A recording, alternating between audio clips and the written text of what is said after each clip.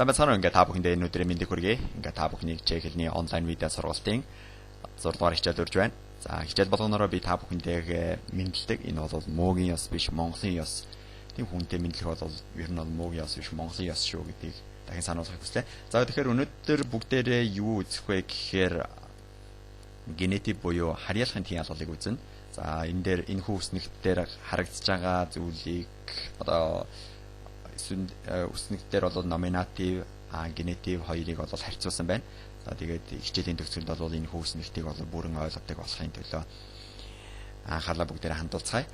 За тэгэхээр генетив болохоор харьяалахын студента отце студент гэдэг үг маань студента отец гэдэг үг маань отце стул гэдэг маань столе столу жена гэдэг маань жени жидле место гэдэг үг маань места болж хувирч байгаа. За тэгэхээр генетик буюу харьяалах гэхээр монгол хэлэн дээр бол харьяалах гэдэг маань ямар нэгэн зүйлийг бол хинд харьяалагдж байгааг одоо заадаг. Одоо жишээлбэл миний одоо юу гэдэг юм ном одоо аавын ном ээжийн үзэг гэх мэтчлэн. Тэгэхээр то это так то е сту кто это то е отец кто это то е студент хэмжээ одоо энэ юу вэ гэхэд асуултанд бол номинативаар хариулж байгаа. За тэгэхээр энэ дээр цагаан бичсэн байна л да. Одоо то е стул, то е отец, то е студент буюу энэ бол ширээ, энэ бол эцэг, энэ бол оюутан гэд. За тэгэхээр одоо бүгдээрээ эднэрийг энэхүү стулийг холбогдох хүмүүст нь харьяалуулъя. Тэгэхээр одоо жишээ нь бүгдээрээ эцгийн одоо ширээ гэх юм бол тий аавын ширээ гэх юм бол бүгдээрээ яах вэ гэхээр тое стул отце. Тэгэхээр отец гэдэг үг маань отце болж хувирч байна. Тэгэхээр энэ хойноос уншихаар аавын энэ бол энэ дээр бол энэ бол ширээ. Одоо энэ дээр болохоор энэ бол аавын ширээ гэж болж байгаа. За тэгэхээр одоо хэрв жишээлбэл одоо энэхүү ширээ маань одоо энэхүү оюутны ширээ байсан бол тэгвэл оюутны ширээ гэх юм бол тое стул студента харж байна. Зүйтэй. За тэгэхээр бас одоо энэ жишээлбэл энд жена гэсэн үг маань жени одоо тэр эмэгтэй ширээ гэх юм бол тое стул жени гэх мэтчлэнгээр хувирч одоо харьяалж өгч байгаа маань энэ генетикийн тианал маань. За бүгдээрээ цаашаа явцгаая. Эдэмэдал. За өчигдөр буюу 5 дахь өдөр Япон улсад аимшигт газар хөдлөл болж түүнээс үүсэн цунамийн олон мянган хүний амь насыг авч утсан гаймшигт үзэгдэл болоод байгаа байлээ. За дөнгөж сая би актуальны тэжка сэзэгс энэхүү мэдээллийг авлаа л да. За тэгэхээр Токио реактор ядерной электрарни Фукушима 1 в субботу дошла затем стала неупрещенных причин к выпуху, а не был пошкоджен отлагиванием из клесса. За тэгэхээр энэхүү өгүүлбэрийг анхаарахад бол мөнхээр аимшигтай урт өгүүлбэр байна. Тэгэхээр бүгдээрээ хамтдаа нэгээр задлцгаая. За тэгэхээр ядерна электрарна гэдэг маань болохоор цөмийн цахилгаан станц, реактор гэдэг маань болохоор одоо тэр реактор одоо энэхүү цагаан цавыг хилээд байгаа. За цагаан цавыг хилээд байгаа. За тэгэхээр вектерэ Фукушимад В гэдэг маань дотор, вектерэ гэхэд тэр электрарна дотор в субботу буюу ямар өдөр хагасаа өдөр дошло затим стала неупрещенных причин. Буюу энэ маань бол ямар нэгэн тодорхой бус шалтгаанаар болсон дэлбэрэлт вибух гэдэг маань дэлбэрэлт не бил пошкоджен гэдэг маань ямар нэгэн гэмтэл аваагүй гэдэг маань бөгөөд плак гэдэг маань тэр үгтэй даралт маань одоо түүн доторх даралт буурч эхэлж байна гэж байна. За тэгэхээр энэ маань юу гэсэн үг вэхээр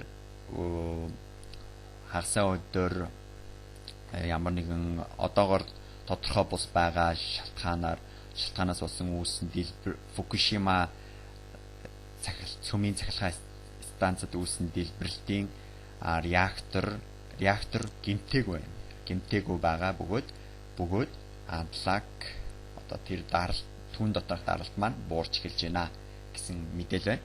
За тэгэхээр бол бидэнд бол юу хэрэгтэй вэ гэхээр реактор ядерны электраны энэ маань яагаад гэвэл энэ маань бол одоо генетик дээр байгаа учраас би энэ хөвөлбөр сонсон. За энэ Токио бактери дэсобото дошта бла бла бла бла бла бла энэ бол нэг хэрэггүй гол биш. Хэрэггүй штэ яг энэ хөвөлбөрийн гол санаа гаргахад бол нэг гол биш. За тэгэхээр бидэнд ямар өгүүлбэр гэхээр реактор ядерны электраны Nebel Boschkosen атлаг веним иж класса гэсэн өгүүлбэр гарч ирж байна. За тэгэхээр гэсэн өгүүлбэр гарч байна. Тэгэхээр та бүхэн харж байна. Реактор би эднэрийг хасаад байсан. Тэгэхээр энд маань болохоор реактор ядерна электрана гэсэн хоёр өгүүлбэр байгаа. Хоёр үг байгаа. За энэ хоёр үгийг генетив яг хэрхэн олж байгааг та бүхэнд харуулахыг би хүсье. Реактор ядерны электраны Nebel Boschkosen буюу тэр цөмийн цахилгаан станцын реактор цөмийн цахилгаан станцын энэхүү реактор маань Nebel Boschkosen буюу гэмтээгүй байна.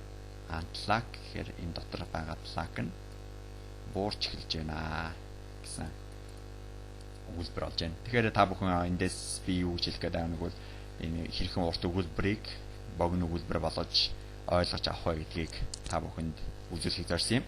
За тэгэхээр генетив маань зөвхөн ганцхан юунаас үүсэх биш.